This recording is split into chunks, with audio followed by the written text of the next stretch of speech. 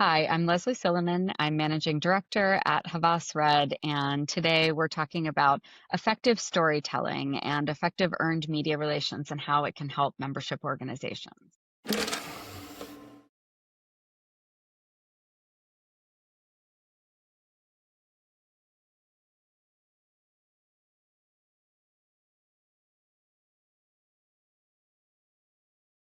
We are so excited to have Lesley Sillaman on with us, a managing director at Havas Red.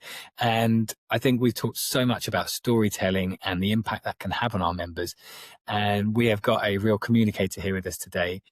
Decades of experience working in PR, comms, all through speech writing, media relations, and someone that I think knows a lot about cutting through the noise and making stories that really resonate. Lesley, we're so excited to have you today. Thank you, Jonathan. I'm thrilled to be here. Fantastic. And I kind of mentioned it there, but you're not just a PR specialist. You have, decades of experience working with member organizations. Can you give us a bit of a roundup of, like what Havas Red do and specifically how you've helped member organizations really focus on their storytelling? Absolutely. Well, one of the reasons I'm so excited for this conversation is it's a lovely opportunity to bring together a few areas of my expertise in the last, as you said, 2 decades working at Havas Red, and that is corporate communications and membership communications. And I'll tell you, an interesting fun fact, my very first client at this agency was a membership organization. So I kicked off starting in this world. And then throughout the last couple of decades of my career, have had the experience of working with large multinational corporations, very small membership organizations, and kind of everything in between. And so to navigate the way the communications landscape has changed for both of those groups and the similarities and the differences between them has been a really interesting part of my career. And I would say I wouldn't be, where I am today without both. So I'm really excited to be able to share some of those learnings with you and your audience and hear your perspective as well and have a robust conversation. Absolutely. And I think, PR, everyone has an idea of what PR is in their head and the word comms. How have you, and specifically Havas Red, how have you kind of used PR to support member organizations? And how can organizations who perhaps haven't used a PR agency like yourselves, kind of really think Yeah. about PR and storytelling to focus on their value? Well, I'll start with the sort of traditional definition of PR. I'm sure most of your Mm, audience knows this, but when we think about traditional PR, we think about what we call earned media. And so that's news headlines, news organizations. However, one of the biggest things that has changed in the 2 decades that I've been doing this is the way people receive that communication. They're no longer necessarily picking up their newspaper and looking at a print publication, no longer necessarily turning on their traditional television set and watching a news program.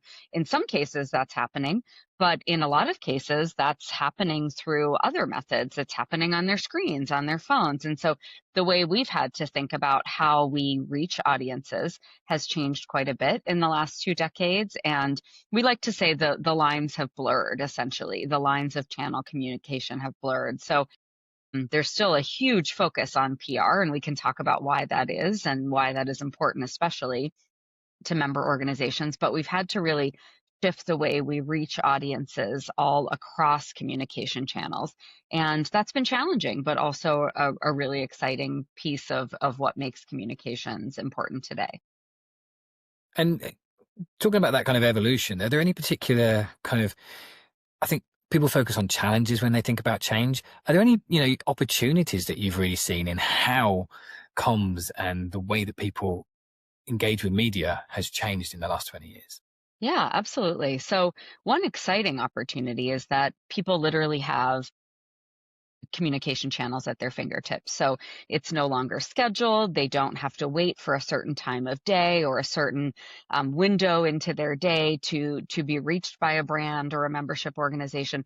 They can be reached at any time, really, literally at their fingertips. And so I think, like you said, I'm kind of a glass half full kind of girl. So I like to look at that as an opportunity versus a challenge. It gives us new ways to reach people, new types of communication to reach people. And the other thing that I think is really a benefit for membership organizations over traditional corporate companies and things like that is that trust has changed quite a bit in the last, I would say, this is more kind of the last 5 years to decade.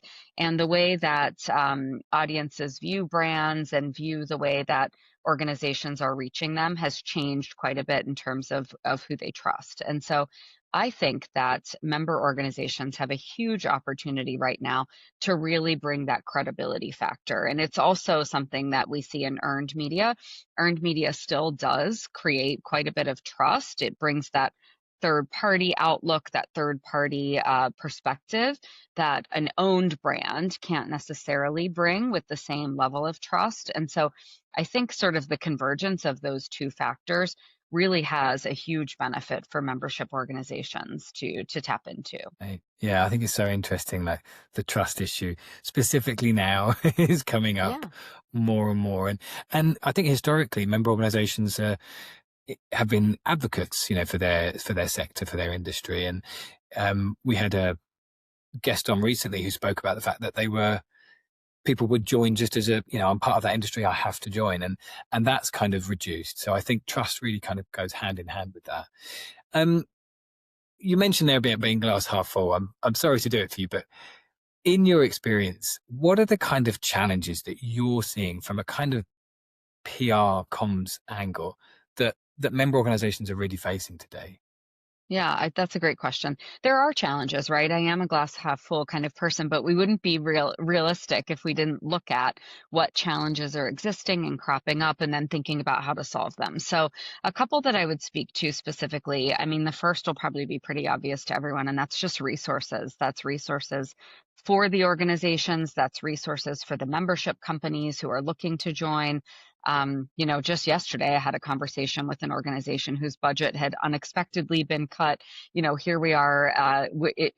People will be viewing this at different times, but we're speaking in December. And so I know a lot of folks are looking at their budgets for next year, and everyone is being asked across the board to do more with less. And so I think on the organization side, they need to look at ways to bring value to their members that still are able to give them some bang for their buck, so to speak, and still really entice them to be a part of the organization. So resources across the board, and we can dig in a little bit to, further into what that means. But I also think the point about communication channels is both a challenge and an opportunity. I think generationally, there are huge differences in the way that generations want to receive communication, the way they want to be communicated to by both corporations and by membership organizations. And if we aren't looking very carefully at the way that different generations are receiving communication, we could run the risk of missing the boat entirely on reaching an entire generation or an entire group of, and a really important group of an audience. On the one hand, we find that younger generations are really interested in being part of membership organizations. They're interested in that broader picture. They want to really see the 360 view of an industry. We've even found in B2B in particular, they want to see the entire channel of a membership organization or of a company, which really didn't used to be the case. When I started in this business, you only were kind of communicating to the end user of a particular organization or particular company. Now the end user wants to see the full channel. And so really it gives us an opportunity, but it is a challenge too, to think of ways to bring that full channel view, that full transparency, and then what communication vehicles are we looking for? What is the time span? What's the attention of the audience? Where will they be viewing this message? What is the preferred medium for that channel? And I think increasingly we're seeing it's video. I'm glad you and I are speaking on video today. What is the We've done length the of same time? thing. Yeah, exactly. What's the length of time we're able to get people's attention for? And then, if they don't have attention in that moment, how do we reach them at a time when they do have more time and really the headspace to listen to a broader and deeper message? Because they will look for it, but they're just going to look for it at the times that reach them. So that's a lot to unpack, but I think we would be like we said, we'd be remiss to not be thinking about what those challenges are. And we have lots and lots of vehicles to solve for them, but it's really putting that puzzle together. Absolutely. I mean, I want to go into the value proposition and the kind of Yeah, the message and the 360 for the different generations. But talking about resource, in a kind of storytelling world, and you mentioned there companies wanting more for less. What's your experience been with AI in terms of, storytelling and how to efficiently use the tools that are coming into the space? It's a great question. We could talk about it for Yeah, this full hour. And absolutely. truly, I mean, it is a truth to say not a day goes by, not a couple of hours goes by where we're not in some way, shape, or form speaking about AI. I had an hour-long conversation with a client yesterday about the way we're building GEO into our plans for them for next year. And so from a storytelling perspective, I think a couple things are really important for communicators to remember. Number one, AI can be an incredibly powerful tool to get us started down a path. There's a lot of efficiency in understanding an audience, in understanding the landscape. I think AI is, in my experience so far, pretty good if you're using the right tools at really synthesizing an industry space, a communications landscape. It's good at recognizing who the players are in a particular industry and what they're saying. I think what it is not good at yet and may never be as good at, as humans are is really putting texture and context to that message, really understanding what that message brings in terms of strategy. And so that's where we feel our value is. That's where we feel we'll never be replaced by AI. At least that's my hope anyway, is that we as professional communicators are best placed to take all of the data, all of the information, all of the really good pieces of context that AI is bringing us about a particular industry and put it into that story. Now, I will say, I think AI is good at using language um, to help us start understand how to put a story together, but I don't think it can be done without the professional communicators who understand the space. And I know at some point you and I will talk about what, really deep experience, what the length of time spent with an organization, what the breadth of experience means. And I think that's where it really does come into focus, the importance of that human connection. You just can't sort of take it to the next step without that.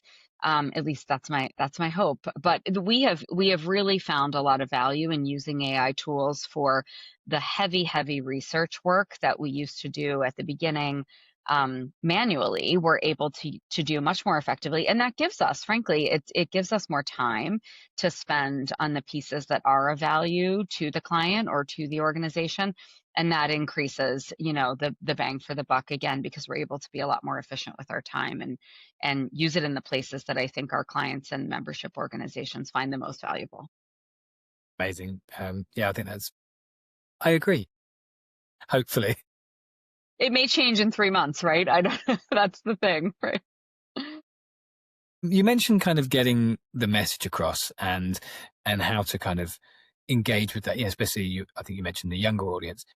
I'm quite interested in your experience of a message that needs, say an organization wants to share their value proposition, what they offer, the benefits to their members.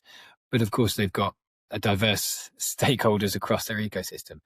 How have you kind of gone about getting that message across and really kind of spearheading it into a way that everyone can understand?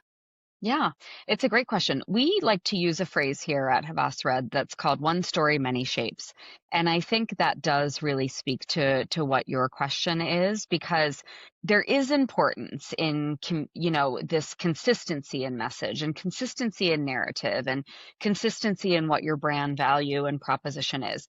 However, it can take many shapes and it should take many shapes for a particular audience, but also for a particular communication channel, and you shouldn't be afraid to adapt and massage it based on that channel, that audience, so that it really speaks to them very specifically. And I know one of the things we talked about earlier that I think we should dig into a little bit here is just that kind of people often say, how do you cut through the noise? How do you break through the noise? There's so much noise.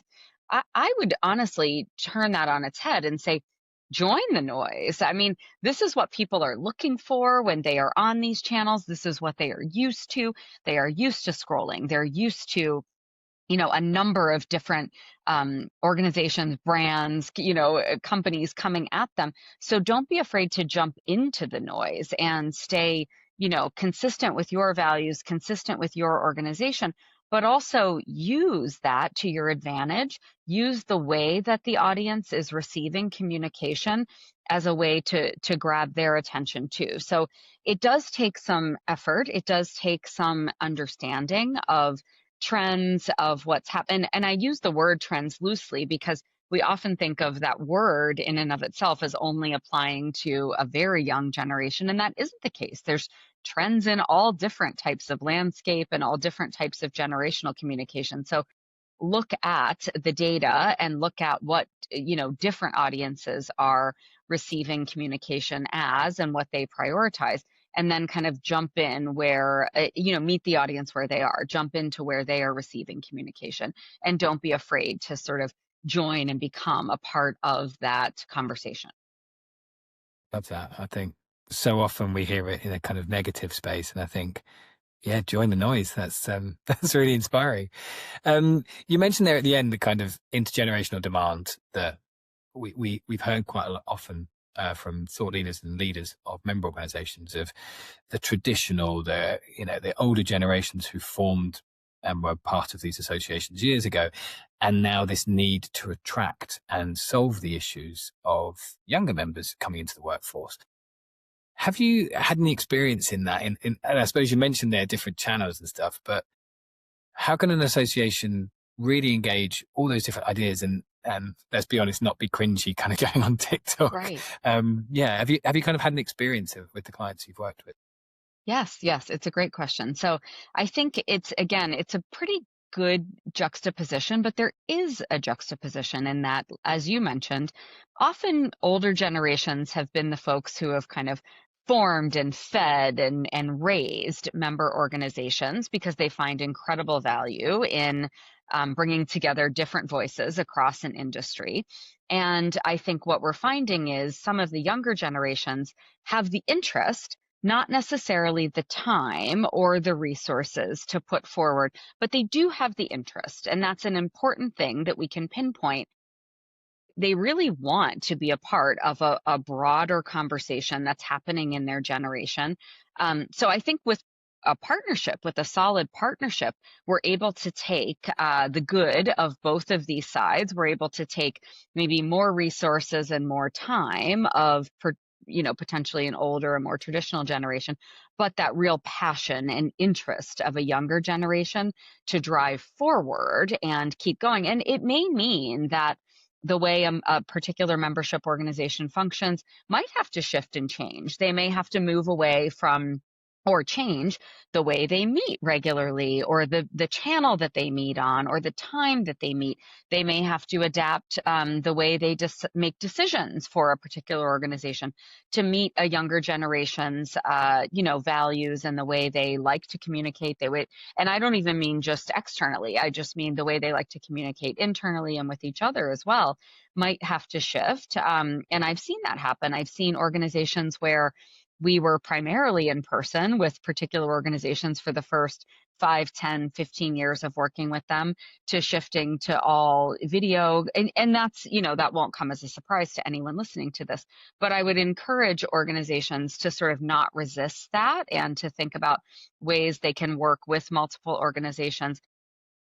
The organization can, or with multiple generations, excuse me, the organization can come across even stronger. It does not have to, look to it as a negative. It can come across as an even stronger way. And they have great ideas. I mean, even within my industry, the communication organizations that I joined as a young professional coming out and learning to meet people, I have really been excited about the way I've seen my newer colleagues take those organizations and run with them. They've made great changes and still kept a lot of the things that we value and love the same, so that it still rings true to us and still feels like an organization that we know and love. Yeah, absolutely. And as a comms agency, and I think when we hear PR agency, you think, oh, you write press releases, but Havas Red, you're across all different things. I mentioned a very few at the beginning in terms of, the channels that you work across. do you have any kind of experience around emerging media? And, I'm thinking here like podcasts and Substacks and the kind of more niche areas, and what opportunities they offer to both sets of clients, Absolutely. It's a great association. question. This has been a huge change too. And I said already that if I don't say AI, at least 5 times a day, it's not been a Yeah. day. And it's the same with Substacks. I would say the same thing is happening with Substacks and podcasts, that has already happened with podcasts. So one of the things that has been great about Havas Red and about the 2 decades I've been working here is we have moved from what we used to call ourselves a PR agency. That was how we branded ourselves. And in 2019, we changed our own positioning to what we call a merged media agency. And that was really reflective. I mean, I'd like to say it was predictive, but it was really reflective of what we had already been seeing in the industry from our audiences. Our clients had been looking to us to do much more than traditional earned media. So earned media was a huge, and still is, a huge part of our bread and butter, but they also were looking to us for immersive brand experiences, for content creation, for social media, for all of the pieces that, that really embodied channel communication. And I'll get to your question because that's sort of the start to it. But what we didn't know was where earned media would go. And to your point, it's really fractured quite a bit. And you hear the word fractured and it can have a negative connotation. It certainly does from a physical standpoint. But when we think about the communication landscape, I think what we're seeing is, the plethora of choice that people have now has allowed them to really hone in to what they're interested, even just the physical voices they're interested in hearing. I listened to podcasts my entire way to the office today. People who don't, commute into a traditional office listen to podcasts on their, throughout their workday. They're listening to them from people who they've admired, from journalists they've admired, from influencers they've admired over the years. And so we have to be really aware of that as earned media communicators and make sure we are reaching those channels. It can feel overwhelming and confusing to both audiences and communicators, but it's also a huge opportunity. And so I read Substacks daily every morning. And this is something that we have a working group within our agency working every day on a Teams channel, talking about the latest Substacks we've seen. And, I think the changes in the business of media, so the changes that we're seeing in media companies and for journalists, today we're keeping a real finger on the pulse of all of the journalists who we have grown up admiring, who are moving to Substacks now or starting Substacks, even if they're not moving. And then same for podcasts. And one really nice thing I think for member organizations is that these channels often do give us that longer time period to get into a real breadth and depth of a message. So, many podcasts are an hour long, a half an hour long. They give people a real opportunity to learn more about a topic, to go beyond that headline, go beyond that soundbite. We are in the business of sound bites, but we also know that many of our member organizations have really in-depth, topics that really demand and there's interest for a deeper conversation. And so we like, and I know we're doing this today, but we also like to do this for our clients to give Mm, both options, to give messages that, can grab people with a headline that might be of interest to them, but also give them an opportunity then to go deeper with an in-depth Substack, with a newsletter, with a podcast where they can go on their own time, they can download it, they can do it on demand, they don't have to do it as part of their workday, they can do it on their commute. But it gives them an opportunity to get more conversation where they want to and then filter out where they don't. And I think that's something we have to all be very aware of when we think about the way we're communicating. absolutely. And you touched on something really interesting there of the change in language about what you do to merge me. Do you think there's a need for kind of member organizations to think along those lines of rebranding, using language that is more in line with what they do now? Because, I think so often member organization is a quite vague term that do we actually know what they do? I don't know. It's an interesting I think topic. that's a really good point. I think that's such a good point. And like I said, I would have loved to say we were being so predictive, but we also were. But it takes time. It takes a minute taking a step back, right? You need to take a step back and think, what are we actually doing? Like you said, does this language reflect the true face of what we're doing today? And like you said, do people really relate to this language anymore? Does anybody understand? I think public relations has always had sort of a storied history of terminology in it. So maybe we were ahead of the game in changing it anyway. But for member organizations, I think sometimes taking a step back, and we've done this with groups, and it doesn't have to take a lot of time. It can be a day-long workshop. It could be, but bringing together varied voices from members of your board, from members of your executive team, but also from the rank and file membership to think, what is of value to us in what we do day in and day out? And really, to your point, looking at the language, the actual words, the connotation. Does it translate globally? Does it translate to different generations? Did they look at a particular term, particular word differently than we intended it when we started this organization? And I think this is a place where AI can be useful as well, because AI is able to conglomerate a lot of that into an easy output for us to read and really help us understand how certain terminology, certain phrases are translating globally, are translating within different generations. And you may not have to make large scale changes, but it might be, setting just a different overarching umbrella term or something like that, that then allows you to dig in deeper into a narrative. I certainly still use the words PR day in and day out, but I use broader terms with different audiences and when we're talking to different clients about what they're looking for, because that may just frankly make them feel too penned in or too narrowed down to something, when the reality is we are doing much more for them than one specific term can really connotate. Yeah, I mean, I think it's so true. And I think we see it in almost every aspect of our daily lives at the minute. Moving kind of slightly bigger up the funnel than just the language, do you have any kind of insights into what effective storytelling looks like for a member organization? An experience that you've had, and I'd like to get into the experience of Havas Red with member organizations. But Yeah. yeah, what does effective storytelling look like for member Yeah, organizations? I think effective storytelling is a couple of things. I think it needs to be consistent. It needs to be non-promotional, especially when it comes to member organizations. It needs to speak to the broader climate that industry is working in. And it needs to really translate. It needs to translate. And I mean that in the small t sense. It needs to translate across geographies, across generations.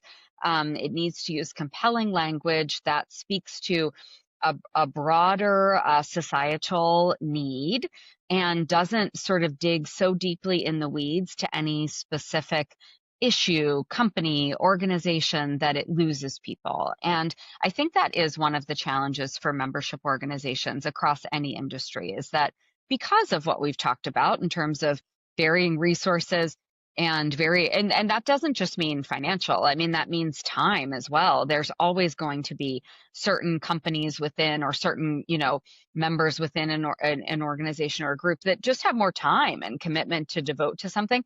But by nature, their priorities often are at the forefront, and that isn't always reflective of the entire group or organization's values. So it takes really stepping, across and stepping more broadly to make sure you're meeting all of those needs.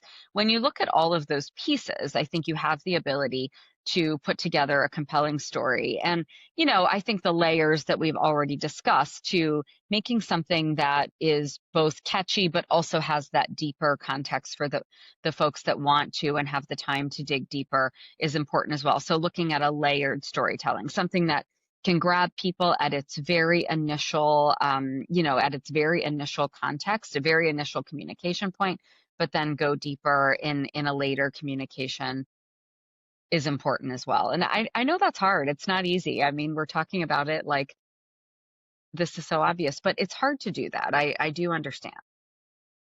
Absolutely.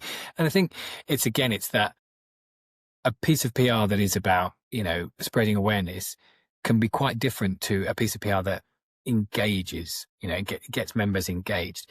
Have what have you kind of seen around the differences there of almost kind of the headline grabbing and the how Yeah. to make something interactive? Well, you're absolutely right. And the important thing to understand how to do that is to really look at your business goals and your strategic goals so that you have to start there. I mean, you can't make up communication in a vacuum, right? And I think that's something we're always trying to really drive home with our clients is that, bring us in at the earliest point possible. When you're really, really looking at those foundational goals, that's the point where you want to bring comms in because having that context allows us to create the message that is going to join the noise, cut through the noise, be able to grab headlines. And we've all seen those funny memes and funny Instagram posts in any industry that talk about kind of the jargon in any industry and in ours in the business jargon of the let's circle back and all of those types of things where you have that corporate jargon on your bingo card. I mean, I think in general we try really hard to avoid that type of communication, and we tell our clients to avoid that type of communication, and the only way to do that is to really, really understand the business goals and the strategic goals. That's when you can create a message that doesn't look like any company in the world could use it or any organization in the world could use it. You don't want that type of communication.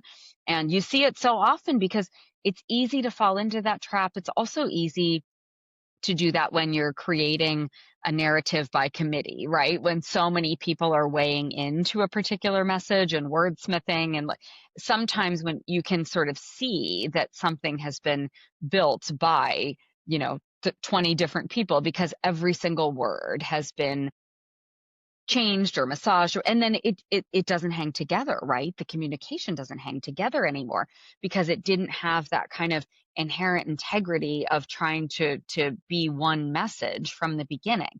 So I think those are some pitfalls we see in people trying to create too many cooks in the kitchen is the phrase that we often use. So I think you have to be really careful with that too, and it's not to be exclusionary, it's just to make sure that the communicators are getting in at the ground floor and really hearing from everyone, but then going back and crafting that message that can be both the high level, soundbite, but also get at the in-depth. And the in-depth piece is where you can get a lot more descriptive with the language and you have a lot more time and space to really dig into the communication. Absolutely. And you mentioned there that, get your PR agency in early. What's the earliest you've been involved in a member organization, and how long has that relationship been? Well, we've been lucky enough to be involved in some cases, from the inception of an organization completely. Wow. And even with some of our clients from the inception of the company. Now, that's rare. And so by no means is that going to be the case, all of the time. And that's okay. What I would say is I would recommend that organizations take a look at their vision, mission, and values every kind of 18 months to 24 months. It doesn't mean, by no means would I say that you should be recreating them that often. What I think is important, though, is as quickly as the communication landscape is changing, you're taking a look, and it could mean a slight refresh. It could mean a slight update. It could mean nothing changes. But I think it's important for the organization's integrity to really take a look at it every, like I said, I would say it's probably 18 months to 24 months. Really hold yourself to it, take it and bring in your agency at that time. I think sometimes clients and organizations don't because they think it's going to cost them more money. And in some, but I mean, I can't speak for every agency, but we would always say, we'll invest that time because we don't need to charge for that because that helps us. I mean, ultimately, we're going to be able to do our jobs better if we have a seat in the room, so to speak. That doesn't have to be part of what you charge a client for. It's more important to us to have that initial view, and we know that it will pay off for us in spades in the future. So I would say when you're doing those refreshes, we ask, don't go away and kind of do it in a room and come back and tell us the output, if at all possible. bring us in to at least be a fly on the wall, to at least hear the thought process.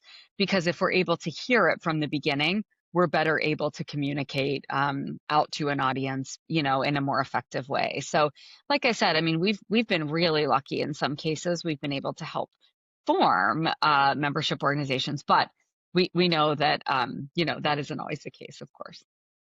No, absolutely. And it's quite interesting because we've literally just done the 18-month refocus on the brand and stuff. So it's really interesting what you're saying there.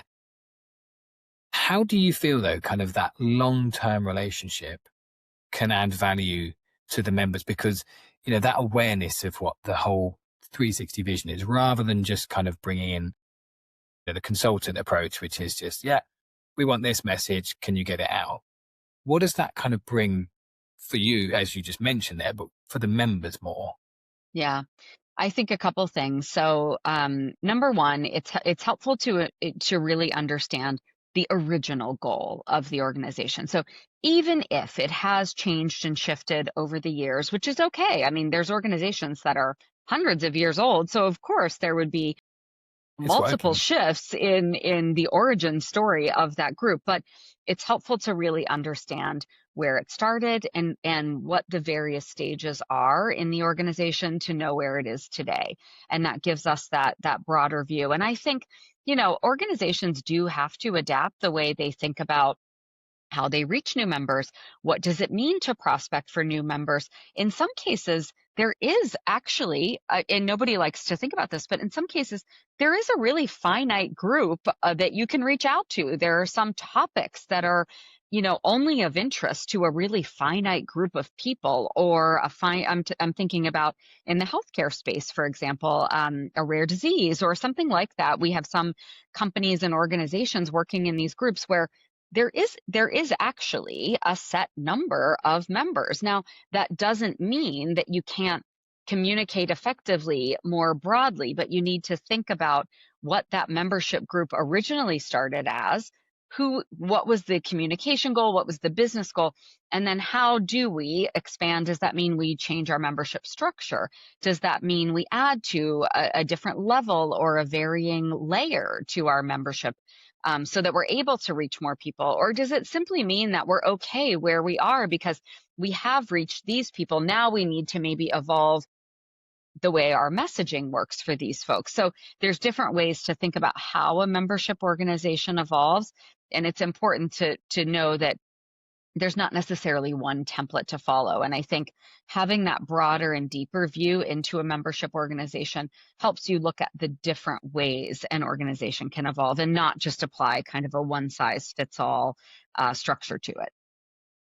Absolutely. And I suppose one of the aspects we haven't really touched on that I think Havas Red definitely have a lot of expertise in is the event side of things.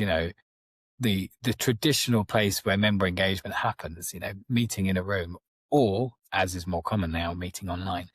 What's your kind of experience in, using those and the stories that come from those to really support that vision that you've just really kind of nailed down, which is, clarify that. Yeah.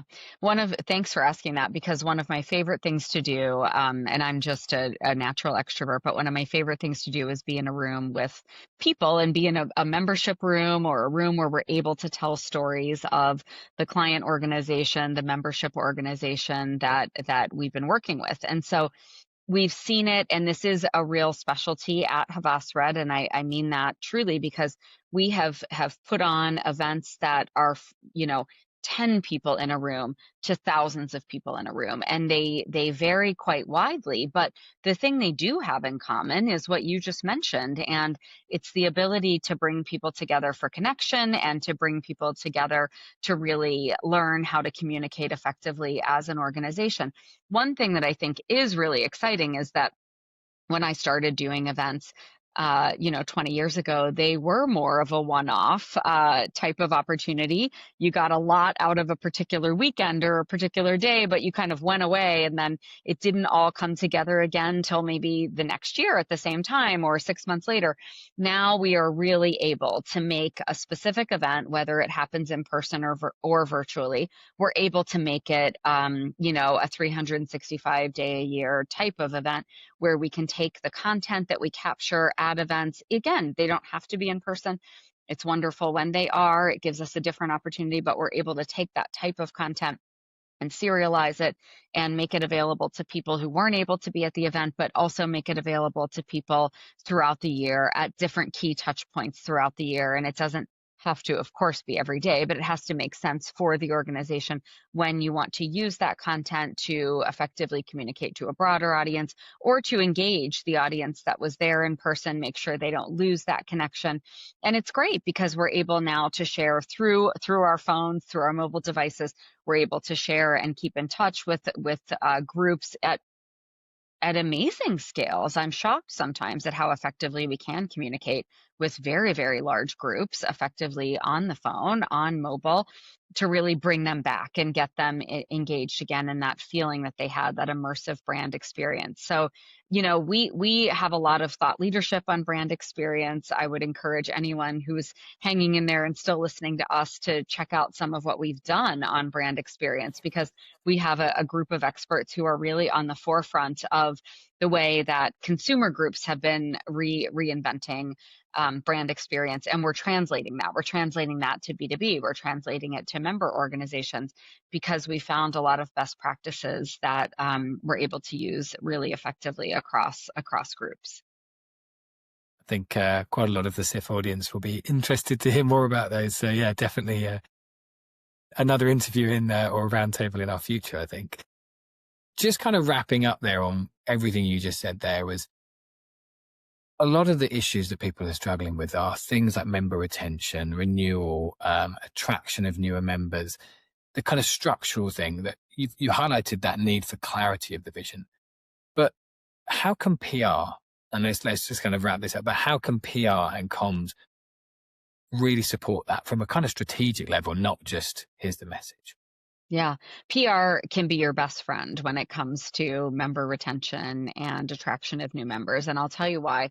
It's because, and it is a perfect wrap up because it goes back to what we talked about at the very beginning, Jonathan, about credibility and trust. And I think the most important thing that earned media can bring you, whatever channel you end up reading it or viewing it or hearing it in, is it brings credibility. And that's really what people are looking for when they want to join something. It's their own, right? It's their own, they're going to put their own name against something or after something, or they're going to join their own name to a particular group.